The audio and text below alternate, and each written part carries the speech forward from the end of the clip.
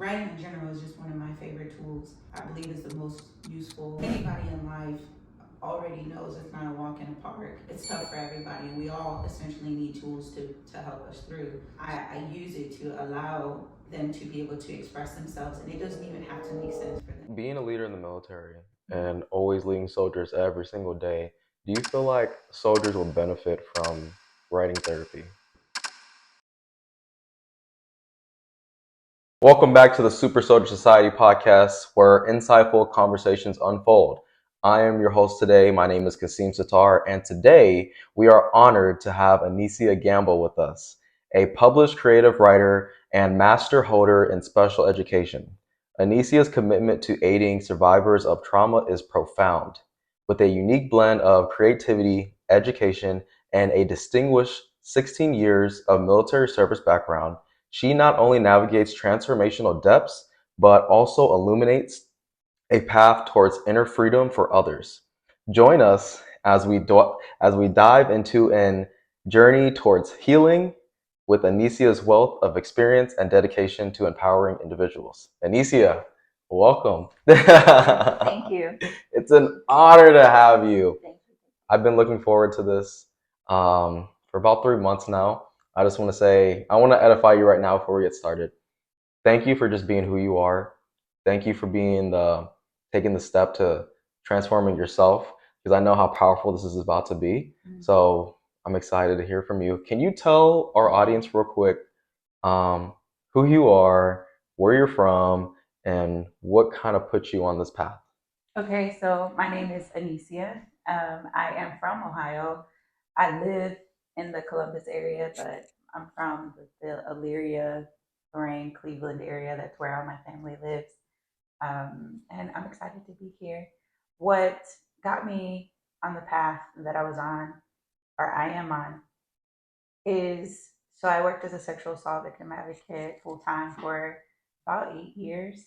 And I realized that as I was going through and I was working with people who were experiencing trauma, I felt like I was really good at getting them through the process to report, to follow them all the way through their case, make sure they got the care that they needed. But I realized that I was the person that was standing in the gap between them and their care. Mm-hmm. And sometimes, if they weren't a veteran, they didn't qualify for um, TRICARE or for having the full time medical. Yeah. So, trying to get a counselor or a therapist for them was not as immediate, not as easy. And we had to be creative with going through different avenues to try to get them that care. And Military One Source is great.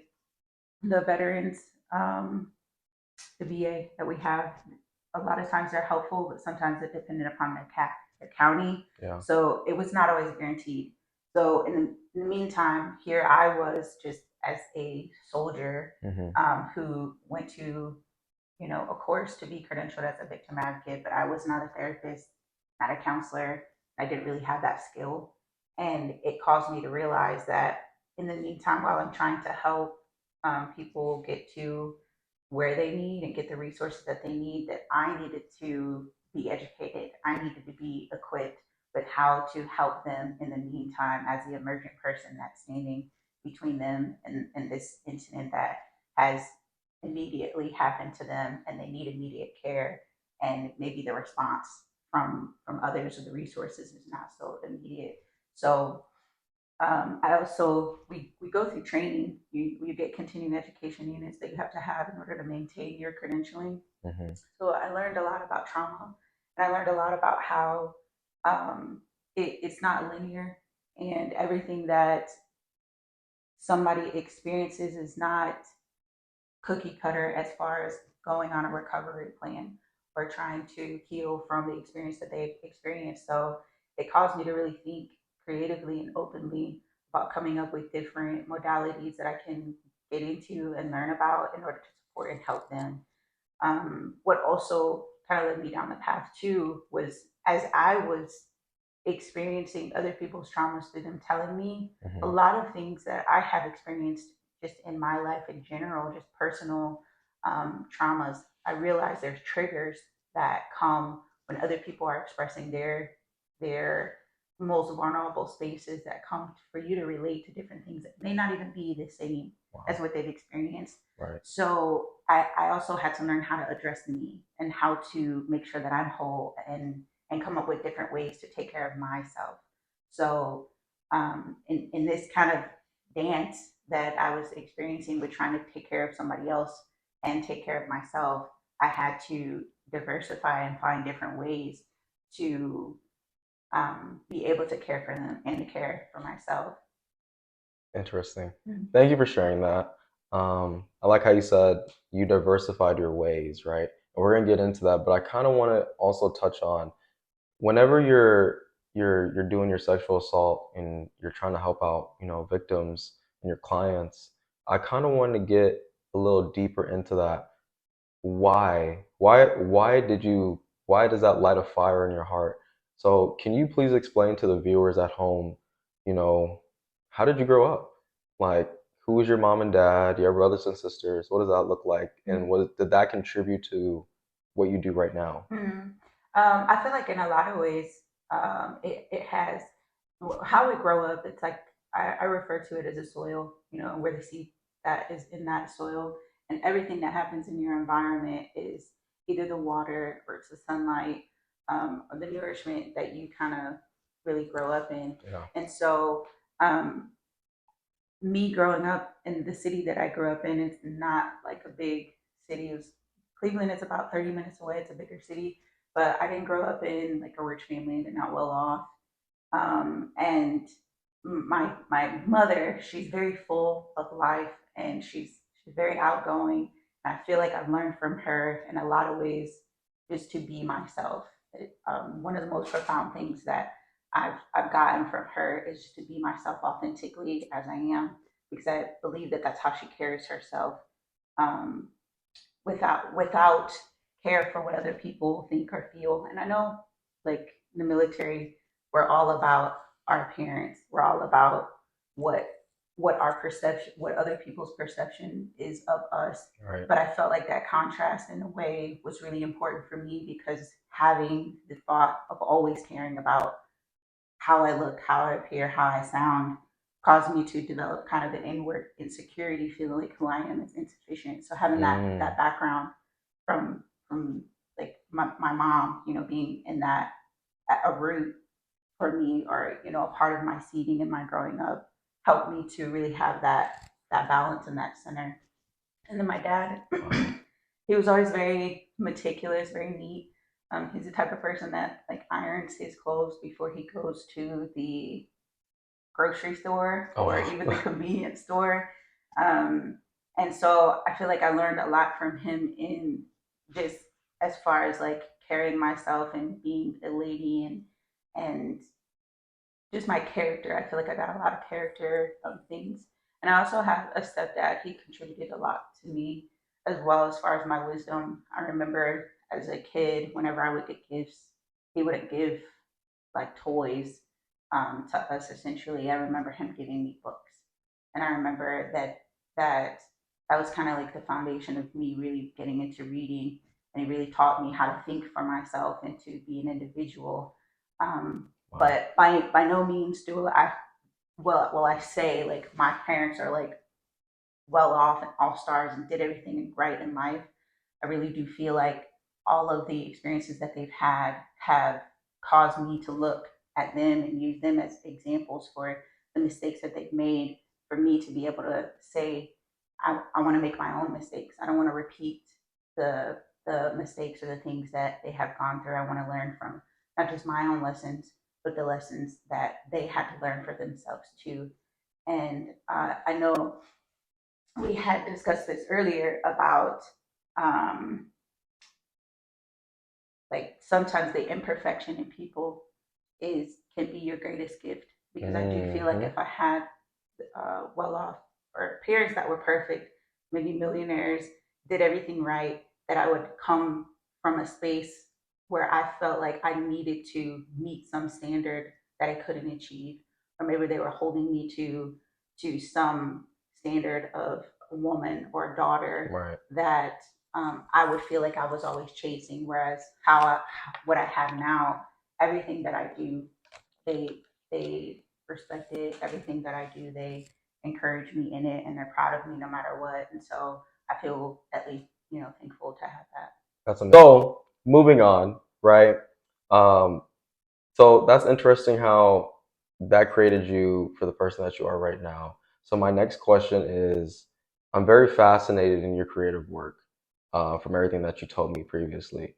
But can you go into what you actually do for the viewers at home? Oh, so I facilitate and I'm a practitioner for art therapy, sound therapy, meditation therapy, writing therapy, and I also just recently got uh, certified in colon hydrotherapy.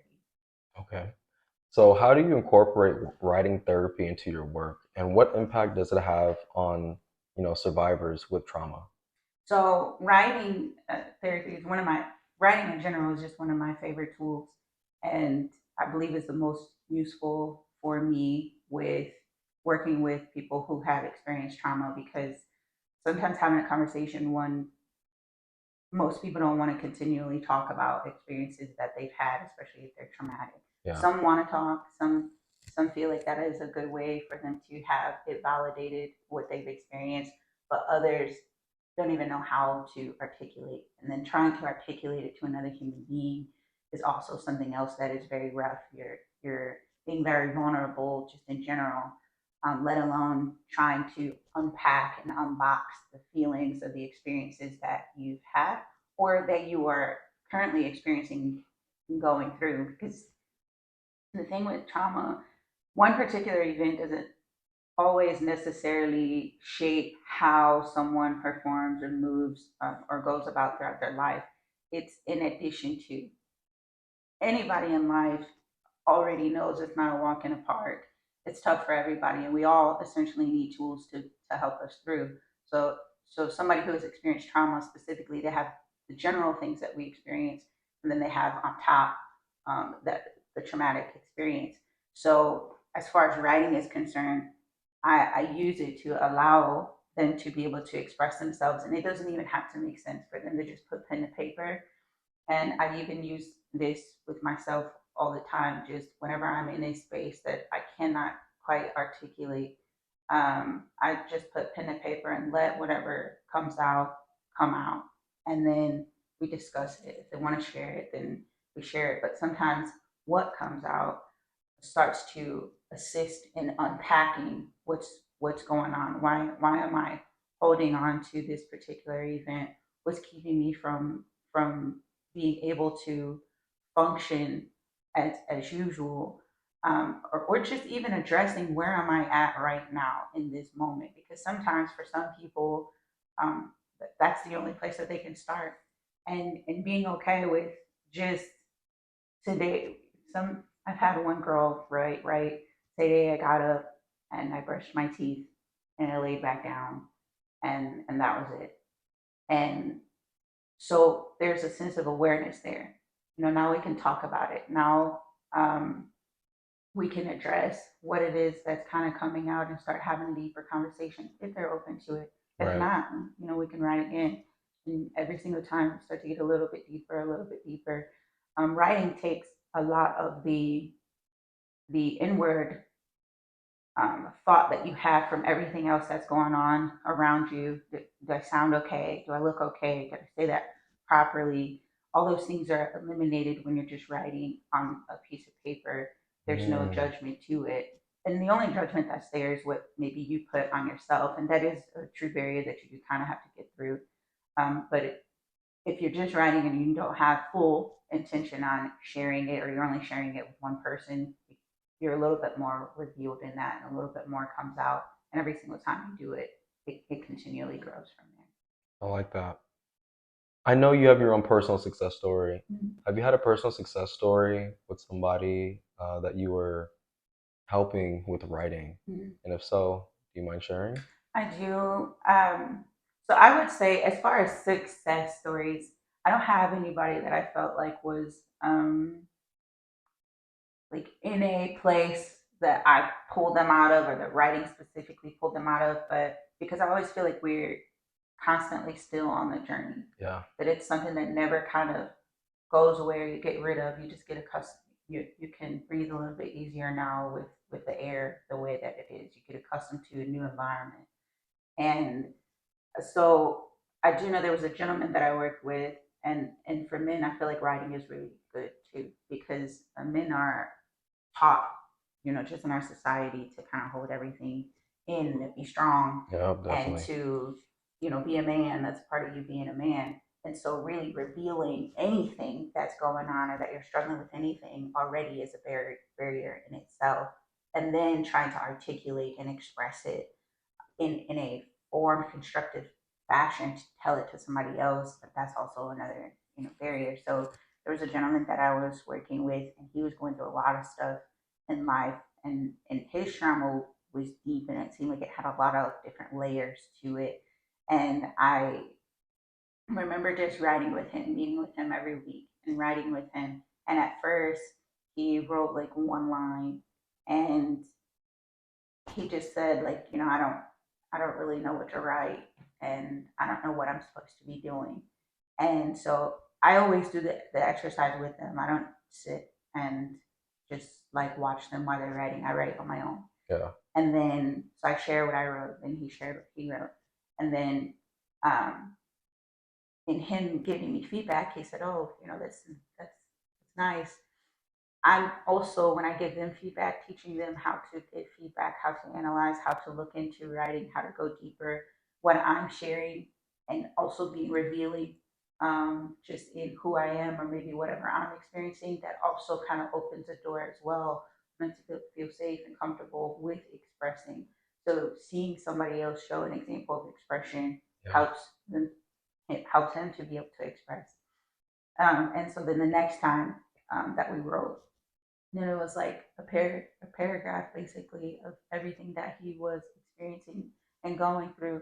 And then we just kind of continued to use it as a tool, but it helped to be able to facilitate having more in-depth conversation. Yeah. And so we talk about success. I would say the success that I felt in that situation is going from having somebody who didn't feel like they could express themselves, didn't know what to say, or just really didn't know what to talk about, how to say things, what they're experiencing, for them to go from that to being able to fully uh, write about it and then have an educated, constructive conversation about it so that now we've identified things, now we've brought awareness to the things that are going on, we can start developing a plan to work through it. 100%.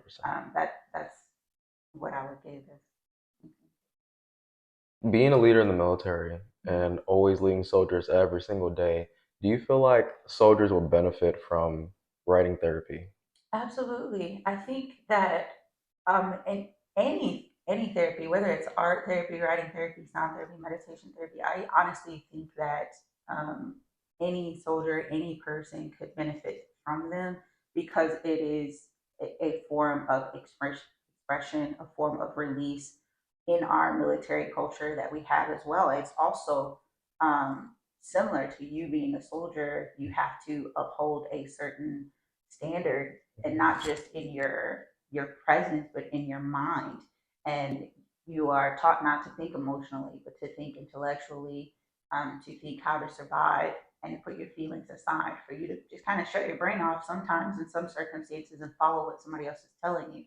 So, in essence, we're human beings. Yes, we function as soldiers, but we're also still human beings. A lot Mm, of us do it really well with shutting that switch off, but some of us can't. Or when life happens, um, and that switch comes back on, well, we've had it off for so long, we don't even know how to function in the realm of expression, of communicating what's going on. You take us out of a soldier or war environment or deployment environment, and then put us back in with the regular population, and no skills and no tools, yeah. no really guidance or direction on how do I function with other human beings, and then how can I communicate what's going on with me right now to other people who may not exactly know what I'm experiencing. Something personally that I experienced and I went through, and I was going through my own like level of depression. I had a point in my life where I was just mentally just not in a good place, and it was for a long time. And I realized that I would go and talk to other people, And I would talk to my friends. Sometimes I would even talk to family, but I realized I would get two responses. One response was either me too, I'm going through it too, I'm experiencing too, so I'm just talking with somebody else, and they're Hmm. telling me about everything that they've gone through and how they're having a really hard time. And so we're both basically getting ready to jump off the bridge together. Yeah. That we're in a hard space and nobody really knows how to get out of it. So I'm just in company with somebody else in that same space, which is, I guess, good to have a companion, but it's not really a solution, and it doesn't really help either of us kind of get from where we're at. Yeah. And the other response that I would receive is, um, oh, you're good. Oh, you're a leader. You're a soldier. You're this. Yeah. You've gotten through this. You got this. Like, it'll pass. Everything will be okay. And so a lot of times I felt like I was heard, but it was almost as if it was swept under the rug. And at the end of the day, neither one of those approaches caused a solution for me. So I Mm. had to figure out how to care for myself. And in a way, I could talk to other soldiers and relate to them, and we would all be in the same space. I could talk to other people who are not in the military, maybe they'd be in a different space, but at the same time, um, we weren't equipped to care for each other in that way. So Yeah. to really, I think any therapy is good for everybody, because that's where I had to start. And I had to start with myself, and I started with writing. Yeah. I love that. And I love your book too because you really just pour so much of yourself into that book. I know you're working on your second book, Mhm. which is huge because I know you're always on to the next thing. But I can definitely tell how much writing has really been a pivotal point in your life from reading your book. But I wanted to get a little bit deeper into that topic because, man, like what you just said just now, like, oh, both of you guys ready to jump off the bridge together because you're being vulnerable, your person's being receptive, they're listening to you, and they're feeling the same exact thing, but it's not a solution. I saw the most growth in myself when I was writing down what I was feeling and what I was going through, and okay, why am I feeling this? And the tips and tricks you gave me to help me, and I'm just like, okay, wow, like I'm more self-aware of how I feel, Mhm. so I can bring myself back to center. Mhm. So, what my question to you right now is somebody that feels like, oh, I need to go jump off a bridge. I got to end my life Mhm. right now. What is driving you to seek the help? Mhm. Because that's not an option. Mhm. It is, but we both know that's not an option because I know you have a son and I Mhm. have kids. I have people that actually love me, depend on me. Mhm. But for people that feel like they don't have people, Mhm. right? What can you tell that person out there that's struggling but doesn't know what to say to anybody because they don't know how to articulate it? How would you approach that person, or what could you possibly say to save somebody's life? I feel like it would be very individualistic as Mm. far as, because it's always about getting down to the root. Yeah. It's getting down to the root of why are you feeling that way and what's going on with you particularly. Hmm. Um, because foundational things that we have as human beings, we all want to be loved. We all want to be cared about. We all want to have a purpose and feel like we matter. And so on that same line, it really is digging into what are you experiencing right now, or have you experienced throughout your life, that has caused you not to feel like you are wanted, loved, cared about, have a purpose, So good. and Yeah. necessary. Hmm. And to any person, that's the conversation that I would start wanting to have, is Yeah. getting down to the why of it, and then helping to expand their mind, because a lot of times we have our blinders on, and I'm one person that I am looking at my situation, my specific spot only, and I could have so much power and so much potential, so many different things that I could do. Hmm. I have a poem that I actually wrote about, that is speaks about that. Like, I can't stop wondering. I have the potential to be so many different things, but I am the one who stands in my way as far Mm. as the barriers and things like that, the limited thinking, limited beliefs that I have for myself specifically. So with someone else, it's really looking into, um, one, where that lens going? Yeah. Where is that blinder looking at in this particular circumstance that has caused you to feel this way? Is there a way for you to expand and be beyond that and to move past it? Yeah. There always is. Mhm. As long as you draw breath, it is really just a conversation about what can we do to get you to the next one to feel okay, so that you can to have the next one, and we move from a breath to an hour to a day, and really move from there. But it essentially is always about getting down to the root, and there's always somebody that loves and cares about you, no matter Yeah. what.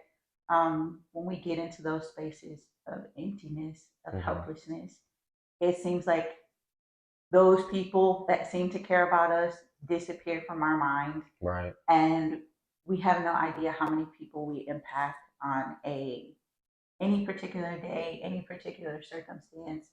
And I would essentially say just find a way to be open and be vulnerable, and maybe even find a way to be open and vulnerable with somebody else that's in that same space, because expressing um, what you're feeling could cause somebody else to express what they're feeling. And we're all human beings. Even the ones who wake up and look like they are running lines of coke every single morning and just excited about, everything.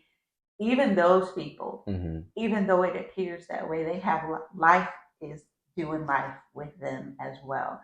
And it is going good. And sometimes it's going rough, but we all have those experiences. And it's really about trying to figure out how can we do them together? How can we relate to one another? How can we take care of one another, and seeking out that person that can care.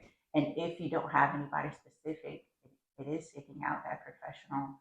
I honor people who are in the trauma informed care profession as well as the mental health Love that. profession, Love that. just because just that one person, even though it's their job to do it, sometimes people just need one person to care. Yeah. And so them being in that job, and performing with that person that cares, can make the difference of that person being able to move from one moment to the next. That's amazing. I love how you said that, how you honor those people, because I looked up a stat earlier this week and it said 91% of adults have experienced some type of traumatic trauma in their life. Mm-hmm. And I know for a fact, being a guy, we don't really talk. There's more actions than talking. Um, Even my wife, sometimes she talks, sometimes she doesn't. And it's just like, just knowing that there's a safe space and knowing that there's people that actually care, Mm-hmm. like you and me, hopefully the people will wake up and reach out Mm-hmm. because we're here for y'all, Mm-hmm. right? But okay, on to the next one, because I do want to respect your time, right? But balancing your creative aspect, your education, and your military, it's no small feat at all, right? So, how do these aspects inform each other in your work, and how do you see them contributing to the healing process? So, as far as the military experience, there's structure there, and it's almost like a left brain, right brain thing. Whereas I have creativity on one side, and I am just this burst of energy, and I want to paint, I want to play my instrument through the streets, walk barefoot, all this free, um, thinking and essence of being essentially. Right. Whereas the military side brings in that structure that's there. It also guarantees me to have the ability to function as a person in society with skills, with discipline, Mm. and I am exposed to numerous amount of people who we can't just fire whoever it is that we are working with that we're having a problem with. Right. That's one of the things with the military. In a regular society, if things aren't going well, you can just Right. cut loose. Whereas that's not an option for us. It's figuring it out. And so even with that sense of balance of creativity, then I have to creatively figure out how can you, with your personality, your way of upbringing, and your own biases and thoughts and beliefs, how can I creatively figure out how to pull out your strengths and my strengths, and us be able to cohabitate and get the Mm. job done because we're very mission oriented and essentially collaborating in order to accomplish one task together is the challenge that we tend to face. And so I find a balance in general as far as when I'm in the military, I function in structure, but when I'm not, and when I say I'm not, meaning like I'm at home or I'm just in my own free time, Right. I allow myself to be that free flowing being. Your dedication to your own personal success and helping other people is very inspiring.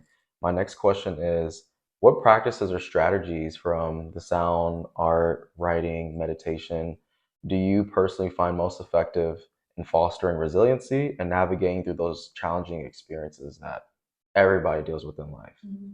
So I spoke a lot about writing, and I Mm-hmm. use that a lot, but I'm going to speak more on meditation on this one. Mm, So meditating helps me a lot as far as being resilient because a lot of times I experience myself in a myriad of emotions. Sometimes I'm excited, but then other times I'm experiencing where I may be frustrated. I don't like how something went, um, and or I'm just feeling any type of way, any type of emotion.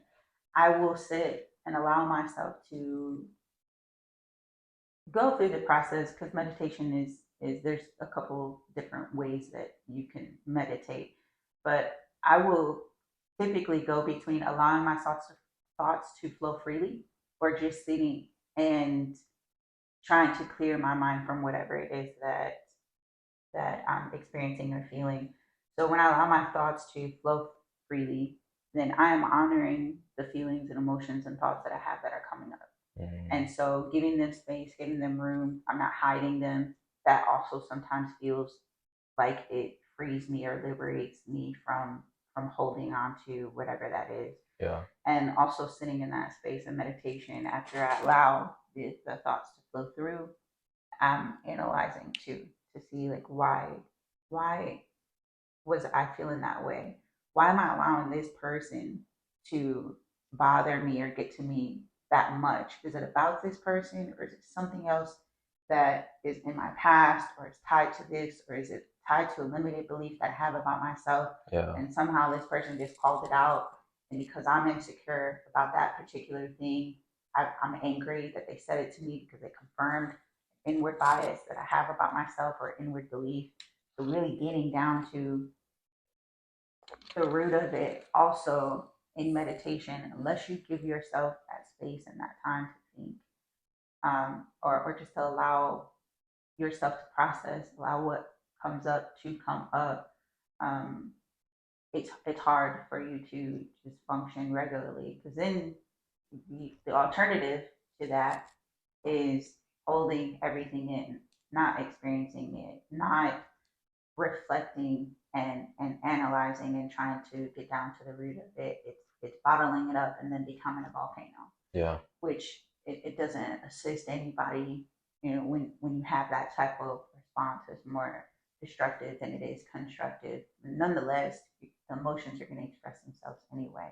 Yeah. So as far as resiliency and and maintaining just my professionalism and my own personal well-being, I'm meditating and honoring myself, my emotions, my feelings, validating them for myself. um, I feel like has been essential for me in being able to progress through things. Fire me up. Mhm. So, from prior experience, when I'm training my clients for health and fitness and nutrition, and I tell them to like, hey, first thing in the morning, make sure you're taking care of your nutrition, go work out, and I tell them to meditate. I always get the question asked like, how do you meditate? Like, what does that look like? Mhm. Can you share a little bit about what that looks like for you? Like, Mhm. do I start breathing? Is there a timer, or Mhm. you kind of just let your mind wander? What does that look like? So it doesn't necessarily have to look like anything. I think that's one of those big misconceptions. So there are methods that they have, there are meditation methods that they have. And so, as I mentioned before, I have one that I use where I just allow my thoughts to go and I just kind of like observe in a way like what am I thinking, how am I feeling. I do an introspective thing where I'm asking myself questions and sometimes afterwards I may tie that to writing. But if I'm too Mm, too worked up, I can't necessarily write. I'll find myself not being able to even in writing express what's going on with me. So I just have Mhm. to sit. And once I allow myself to kind of sit and feel, then I can start expressing. The other thing is just kind of breathing, focusing on the essential essence of life that we have, taking a deep breath and rebalancing the flow of everything that's within me. One method is called scanning. Mhm. So it's where you sit and you just breathe and you go from your head all the way down to your toes and you just put your center of focus on that. And so that is useful if you're trying to not focus on a particular thing or you're working with anxiety, then really just bringing yourself back to the presence and what people call the now. Yeah. And so just doing a body scan, and in doing a body scan and you're breathing, you're looking for any tension, any uncomfortability, and then when you're breathing, you're releasing that and you're allowing it to let go. So that's a third one. And I'm trying to think if there's another one that I use. I think those are the three that I mainly use for the most part. Fire me up. I Mhm. like those. I like it a lot, actually. Okay, so I know you're on mission right now. Mhm. You're active duty military. Mhm. You're doing what you love right now. Mhm. So I want to ask, can you discuss, what projects or the project that you're currently working on? You can discuss your book. You can discuss what we're doing inside the exchange, Mhm. to further promote, healing and empowering within our community. Mhm. So I'm one of the projects that I'm actually working on is a really big one that is I've been working on it for a really long time, but it's opening up my own holistic center. And so the name of my business is called Harmonic Co-Creation, and it is with intention to have a facility and a center to be able to hold different retreats and events and those spaces for people to be able to come to collectively and Yeah. connect and go through a process of healing, Hmm. and for them to um, be able to have an inward experience with others in the community of that. And it really essentially entails all of the therapies that I've collected, but I'm also working to collaborate with other people who have other skills.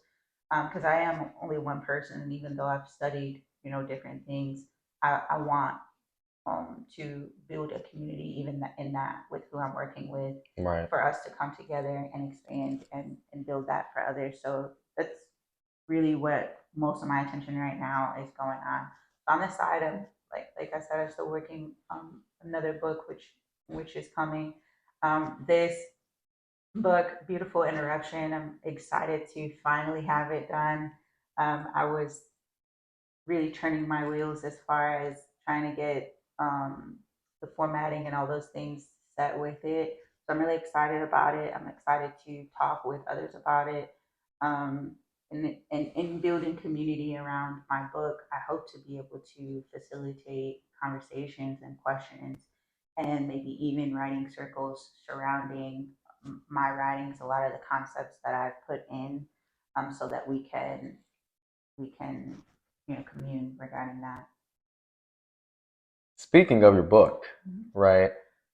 I never read poetry before, but when I was reading your book, I was like, oh my gosh, she's dropping these nuggets. I had to get all these nuggets. Because I was reading it, then, like I told you before, okay, I have to reflect on how I feel, what I went through, than just on what you experienced, because it's very relatable. Like the first 2 pages, I'm just like, oh my gosh, like this is amazing. This is an amazing book. I read a lot of books too about personal growth, so I feel like this is more of it is a personal growth and self help book, but it really did speak to me. So my next question is about your book. You have this one part in your book. If you could put your mind back in this space, because I know you're in the future right now, working on another book and working on different projects. You got the military going on, but real quick, there's a passage that says the stir of life, right? And it says, "Who am I, and who are you? Are you the stir, or are you the spoon?" I thought this was deep because you're talking about, or I feel like you're talking about, shifting and blending the flavors of life, all working as a unit. It resonated with me because I believe that I can be both. I could be the stirrer, I could be the spoon, I could be the giver, I could be the taker. Um, what what was your perspective on that part right now? And I know I'm like Mm-hmm. probably needle in a haystack, but Mm-hmm. like what were you trying to give or what were you trying to release? Mm-hmm. So in that space, it was coming from a space of like wanting to kind of control things Mm, and having that energy where I'm going, I set a goal and I start striving for it. I have a specific purpose, but then I'm also trying to control every little detail that is mm, going on with it. And so, in talking about like the ingredients of life and everything that kind of comes together, um, am I the stirrer? Am I the one that's creating these things collectively, pulling everything together? Or am I the spoon? Am I the one that is experiencing the creation of these things? Am I being stirred? And almost the same as the analogy of like the thermometer, you being mhm. the the person that is raising the temperature, or your temperature, are you the thermometer, and are you being raised by everything else surrounding you? Right. So it was more so kind of that level of dance and kind of even a little bit of confusion, I would say, that I had in myself trying to figure out, I'm trying to go for things. I have a sense of wanting to control and dive in and go do this particular thing. But I also realize I can't control everything. Right. I also realize that every essence of every event, every person, every conversation I have, everything I do is extremely important to whatever it is that I need to experience here. And Hmm. so it's uh, between me allowing myself to be the spoon, Yeah. or making myself the stir.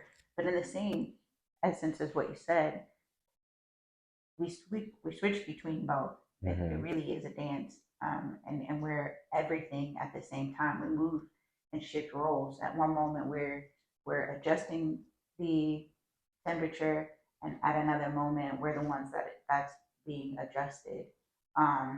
And essentially, we're just constantly kind of regulating Yeah. ourselves and coming into that sense of balance and then getting out of balance again, and really kind of going back and forth and going through it. And I feel like in that moment, it was kind of capturing that myriad of feelings that I had kind of going in. I like that. So as far as soldiers and civilians, right? Anybody, when people are experiencing all the flavors of life at once, you're really good about this because I always see you with a smile on your face. Mm-hmm. It's rare that I see you with like not a smile on your Mm-hmm. face, but you always bounce back quick. Mm-hmm. How can somebody like bounce back quick and get back on track to just being centered, being at peace, and living in love and light? Mm. I think that's accepting and understanding, and that comes back to awareness.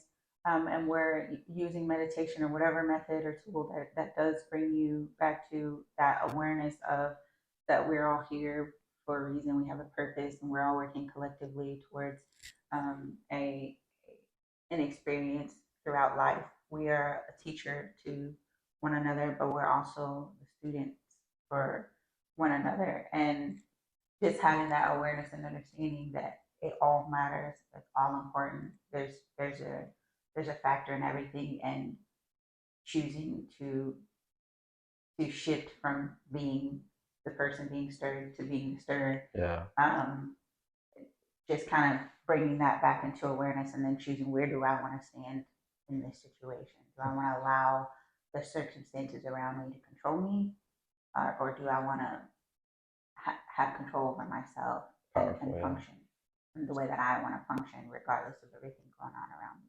Right. I like that. Has there been a moment to where like you're in a heated discussion or you're trying to help somebody that's just like so heated and you're not trying to be that thermometer that's getting raised? Mm-hmm. Is this a inward conversation that you have to do for yourself? Mm-hmm. Right? Like, Absolutely. okay. Absolutely. I think um, naturally, everybody's emotions in a way are contagious. Hmm. So when you're angry, and we might be going back and forth, naturally, I might have a little bit of a rise. You're disagreeing with me on something that you're standing firm, I'm standing firm. And so it does take an inward awareness that you have to say, am I more focused on getting my point across, or am I, and what is the relationship? Am I damaging the relationship? Are we just having a fun debate?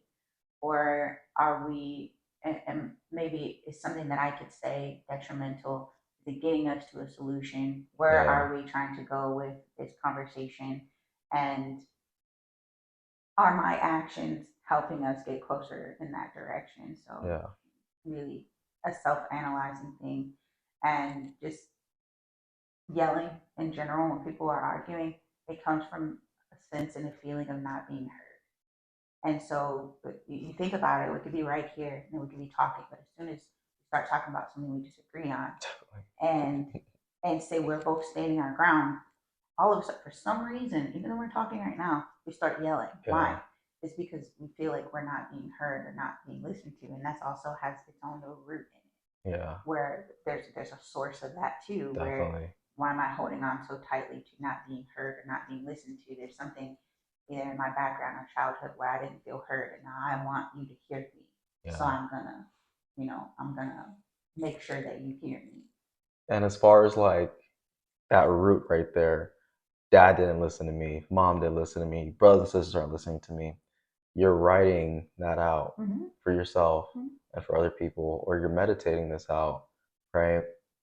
How do you heal that? Mm-hmm. What does that process look like healing that? Is that going back to mom, dad, brother, and sister?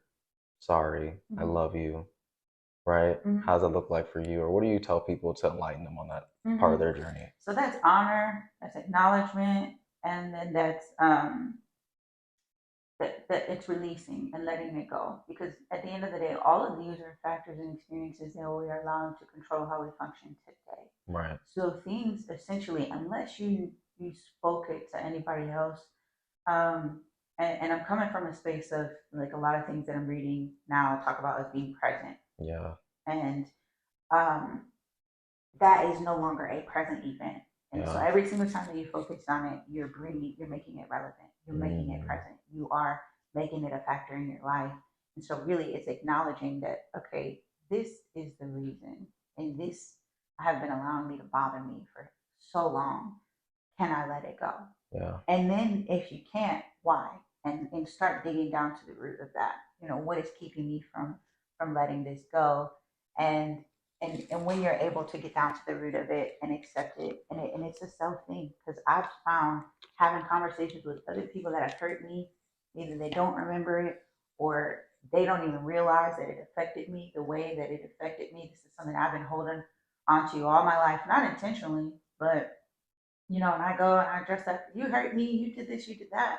And either they're oblivious or they're not acknowledging it or they're denying it. It doesn't change how I'm affecting their functioning. I have to address, I have to change, and I have to kind of take that power back essentially, that I acknowledge it and I say, okay, I see you're there. You weren't heard then, you weren't seen then. Maybe you were abused then, but this is today. Do I want to live based off of those experiences, or do I want to create and rewrite my own path, my own story, and make a difference, and do different for people that I interact with, the child that I raise? It all plays a factor in how I move forward in acknowledging, accepting, and releasing the past Yeah. that contributes to it. That's powerful. Mhm. That was awesome. That was great. I hope that little part helped out a lot of people. Just for the sake of time, Mhm. because I really want to respect your time. But one of my last questions is, in your commitment to aiding survivors, how do you address the stigma around mental health, and what steps do you take to create a safe and open space for discussions within your community? Mhm. So I address the stigma the same way that anybody addresses the stigma around like body health. If you Hmm. talk about mental health and making sure Yeah. that you're mentally okay, nobody has a problem speaking about like not being. Some people do, but it's an Right. insecure thing. But it's the same thing. It's just having a conversation about um, what got you here. Hmm. So what's going on? What are you going through? And even with like physical Don't mean health, to it cut you hasn't. off, Go ahead.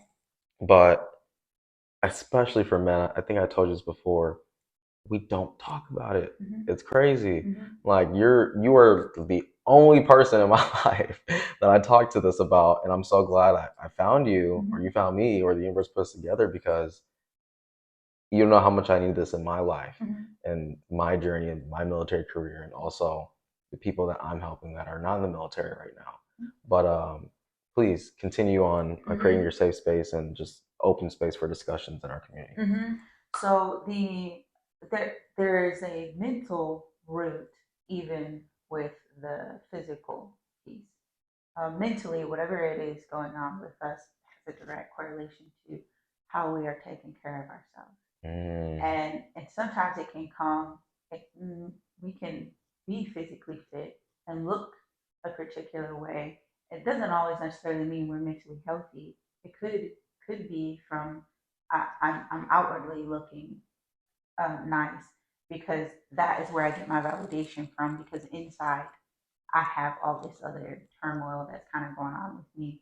But it's really just about having conversations and just being open about addressing what's going on mhm. and coming in with a space of love and then letting people know that it is safe.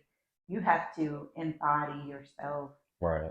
how you treat other people, and they feel that, they sense that energy, and in that communication that you have, even with things that are unspoken, Yeah. that allows people to open up to it. And I guess when we talk about community, if I do anything collectively, I am making sure that I'm being safe. I'm being conscious of who's coming into that environment. Right. So if I set the tone, I set the rules, and I make sure like I let them know, hey, this is a safe space for you to express. Most people are okay with that, and if they're not, they go on their way. Right. I believe we naturally attract who we have in our community and in our family. Right. Awesome. Mm-hmm. Okay. Last question. Mm-hmm. So, what do you want Anicia Gamble to be remembered for, and what do you want your personal message to be for people out there in the world? Deep question, I know. That is very deep to be remembered for. Um, I guess I would want people to remember me for bringing my whole self and for being exactly who I am. I've been fighting this battle. I would say I don't even like to say that I'm fighting it, but I feel like throughout my life of being okay with being exactly who I am in my own skin. And even with the military, that has been a journey with me because you know the soldier has a look. There's a particular way we need to have our hair, Yeah. our body, how we need to walk and talk and carry ourselves, and all those things. And sometimes I felt like who I am essentially is even in contrast to what is expected of me. Where I just have recently allowed myself to lock my hair and allow it to be natural as I am, because before I felt like I needed to have that turned, sleek look that they expect us to have and put it in a particular bun, but it was in essence over time me realizing that I wasn't okay with who I was. I was allowing other people to infringe upon me that the way that my hair grows out of my head is not okay, or I'm not conforming to what I need to conform to look the way that I need to look. And Right. so that authenticity is what I guess I would want to be remembered, and really me trying to embody and practice it in myself in order to call that authenticity forward in others and to accept everyone else exactly as they are, Yeah. and to be able to create that space and create that community. My hope and my goal is that after my holistic center and everything is established, and maybe I can make it bigger than even what the vision that I have where it is now, that I'm known for spreading love, spreading compassion, and being able to create a safe space for people to feel That is awesome, because you do that now when you're at my bar and you're just talking in. and we're having our conversations. Then you'll leave, then I'll have somebody else at the bar and they'll say, wow, she has such a nice voice. Wow, I feel better that she's here. Dang, I like her hair. They're saying all these amazing things. I was like, yeah, she's an amazing person. Like, go talk to her. Mhm. And I'm telling people she does this, this, this, this. She's overcame this. So I know for a fact that it's gonna happen, Mhm. right? This is just the baby stages. Happy Black History Month, by the Oh, way. thank you. Thank you. And also, I just wanted to say from me to you, right? You do live in the present. You do live authentically, and you do live fully yourself, Mhm. right? And I think that's why we resonate because I live like that. I used to get made fun of for living like that, Mhm. but you come to a point and you're just like, it doesn't matter as long as I love myself. Mhm. You know, I'm taking myself everywhere I go. So Mhm. thank you for being authentic. Thank you. Thank you for being here today. Thank you for taking the time out your day. I really do appreciate you. For the viewers at home, can you share with everybody where we can find you? You can find me. So I have my author's website at aniciagamble.com or harmoniccocreation.com, or you can email me at connect@aniciagamble.com. Nice. Fire me up. Mhm. Well, Anicia, thank you so much for showing up. It was Thank an honor you. having you. Thank you. Thank Have a you. blessed day.